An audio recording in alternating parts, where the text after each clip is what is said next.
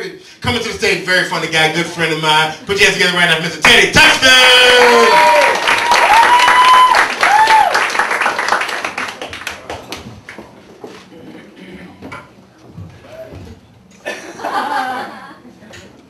I'm just gonna say one thing before I get this shit started.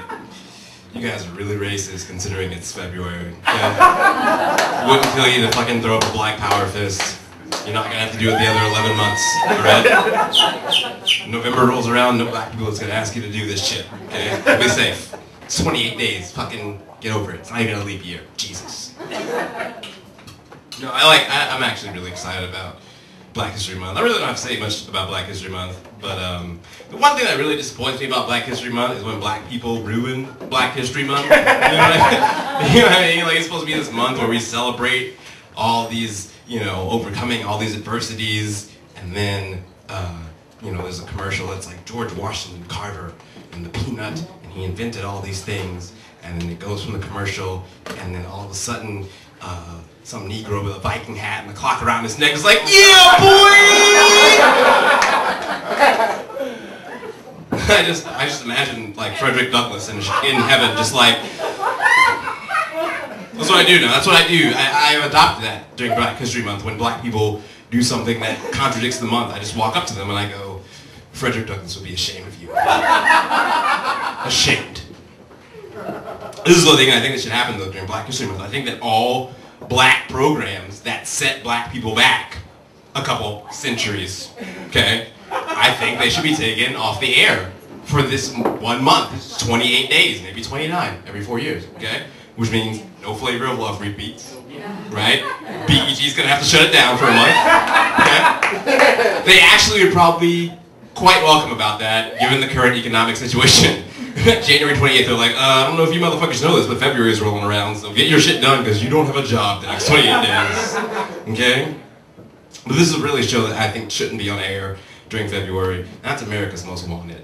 I don't know if anyone watches America's Most Wanted, but I mean, this is the thing that really makes me upset about America's Most Wanted is that I always see all these black criminals and they always rob a bank or rob somebody and shit, and you know, they're doing the dramatizations, and then they spend the money in frivolous, stereotypical ways. You know what I mean? Like, you just got $2 million, and what do? You just buy some rims, and some grills, and some Air Force Ones. You know what I mean? I'm just like, God, you motherfuckers are just asking to get caught. You know what I'm saying? Like, you gotta throw them off the trail.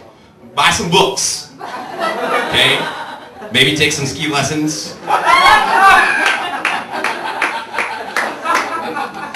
Take your pit bull to the spa, okay? No one would ever suspect you of a crime. The police would be looking at it like, well, this can't be right. No black person treats their pit bull this well. This is completely infactual. $400 for a manicure? For one paw? This is ridiculous. Do you know how many grills a black person can get with $400? This is really clearly on the wrong scent in this case.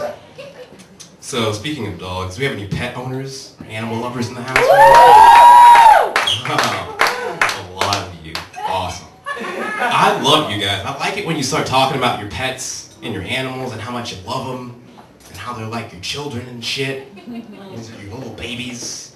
And then you hear them talk to their babies and their children, and then you think to yourself, wow, that was kind of mean. I hope you don't talk to real people that way. Let me give you an example. I'm sure you've heard it before. Oh, you so fat, aren't you, Mr. Fat Doggy?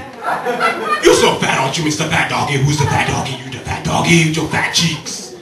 It's like, please tell me you don't talk to small human children like these small animal children, because you would be fucking destroying their self-esteem.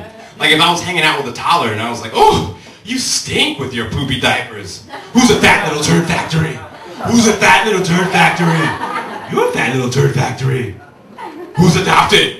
Who's adopted? That's right, your real parents don't love you. They don't love you. So why would you tell your 3-year-old that? He's in a critical developmental stage, needs all the love and support he can get. Why would you do that? This is ridiculous. I have my girlfriend, she has a dog. She talks about how it's like her baby and her child and all that good shit. She calls it Mr. Poopface. Now, I am not a parent, nor a parenting expert, but I feel like referring to that which is supposed to be your child as Mr. Poopface is not really setting this kid up for success in the long run, okay? And besides, do you know how easy it is to make fun of a kid whose nickname is Mr. Poop Face at school? Okay? That shit is gold on the playground, son. I got mad when motherfuckers called me Teddy Bear and Teddy Ruxpin. I can't imagine what this kid would be going through. There's fist fights every day. That's all I'm saying. The whole animals and children thing is ridiculous. Like I was flipping through the channels the other day and I came across a show. It's called The World's Ugliest Dog Competition. Has anyone ever seen this?